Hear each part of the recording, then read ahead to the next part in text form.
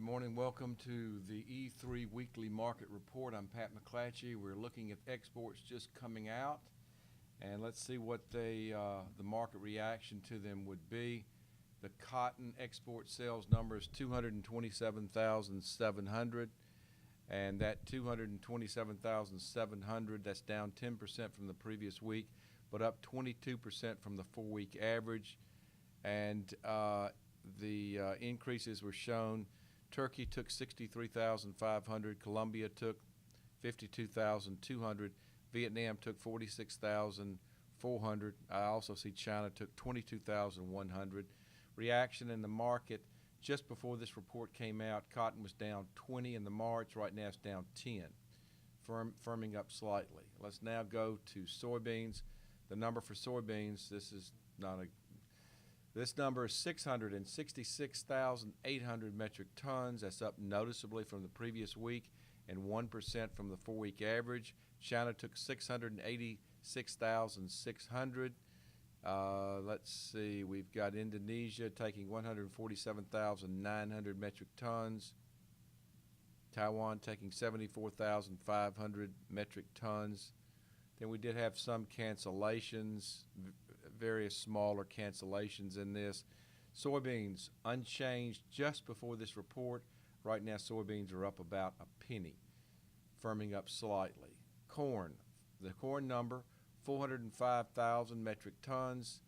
That's down 64% from the previous week and down 57% from the 4-week average. Japan took 113,700 metric tons. Colombia took 71,800 metric tons, and Taiwan took 68,600 metric tons. Reaction there, corn was unchanged just before this report, and right now the corn market is down a half cent. Lastly, we'll go to wheat. The wheat sells 263,300 metric tons. That was up noticeably from the previous week and 6% from the 4-week average. Mexico took 83,700 metric tons. Indonesia took 65,000 metric tons, and Japan took 40,400 metric tons. The reaction there, the wheat market was up 1 cent just before this report came out, and right now the wheat market is up 1 cent, so no reaction. Looking around the board at other markets, because as we reported earlier in our morning update, we've had sharply lower global stock markets, which have led to negative ripples around the world in other markets. At the moment, crude oil is down 73 cents at $26.72. The low is $26.22 in the March crude oil per barrel. So we're down, revisiting some of the old levels made weeks ago. Then we rallied, and now we're back at those levels again. Other things we're looking at. Dollar is down 19, and gold, flight to quality there. Gold is up about $39 an ounce, and silver's up 34 cents an ounce. The S&P futures are down 31 at the moment. I want to mention something to you viewers out there that I would encourage you, if you've not done it, to do, and that is to go to our website or Facebook or Twitter and listen to yesterday morning's Ag Market Network Cotton teleconference. The guest, the leader of our discussion was O.A. Cleveland. He talked about the supply and demand report and the production report, and then turned it over to Ed Jernigan, who spoke about the developments in China and what's behind the latest sell-offs in the market. It is something you need to see. It is a very important broadcast. You need to listen to that. I'll just go over some of the bare bone highlights of it right now. And that is, we've been sideways in the cotton market for a long time. The lower end of this market was down in the low 60s, and the higher end might have gotten up into the upper 60s. But for the most part, over the last months, we've seen cotton at a low of 61 to 62 in old crop, and up toward 64, 65, maybe even a little higher. But we spent most of our time in that range and looked like we were going to remain doing that. Some things happened over the last week, specifically in China, that changed things, and with that the market came moving down. I almost said crashing. It came down sharply We about 3 days ago got down as low in March cotton as 58.25. Right now the cotton market in March is 58.71. So we're still very close to those lows.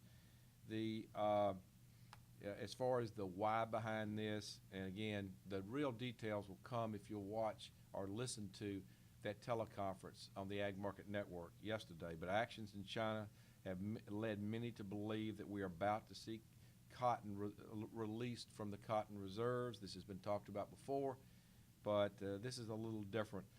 They saw very strong volume just before the Chinese holiday, very strong volume in their futures and forward contract markets, and their prices went to discount to international prices.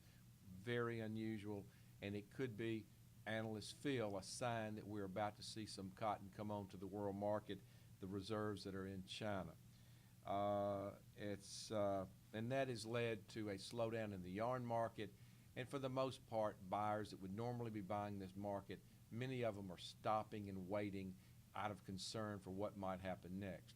As we ask analysts on our teleconference, how low can we go or how high can we go? The number came out as we could go as low as 55 cents in the old crop cotton and perhaps even lower. On the upside, we could see a bounce into the 61 to 62 cent level, and this is out in the not too distant future. As we get into the summer, weather gets to be a consideration that things could change some. So in that range, mid-50s, perhaps lower, up into the low 60s is what we're looking for. This provides an especially important challenge to cotton farmers. I guess that's another point I want to bring up, and that is with prices where they are right now, looking at what it costs to produce high-quality cotton, whether in the U.S. or Brazil or Australia, very difficult to justify growing cotton because we're at levels now in many of those areas where you cannot make a profit. And since we don't really have farm support programs like we did at one time, it's very hard to justify that. This is a year to take advantage of any rallies. It's very important over this next season that if you're going to grow cotton, that you're able to protect yourself, that you're able to take advantage of any rallies or bounces you might see. This is, as someone said in our broadcast, this could be the year to just get through the year, not be aggressive and ambitious toward much higher prices, because that doesn't look like that's on the horizon unless something changes dramatically. So I'll say it again, listen to that Ag Market Network broadcast. It's long. Normally they take 30 minutes. This one took an hour. It needed to take an hour. We probably could have gone another 30 minutes on top of that. So listen to it, make notes, because it's very informative if you're involved in the cotton business. Thanks a lot for being with us, and we'll talk to you later.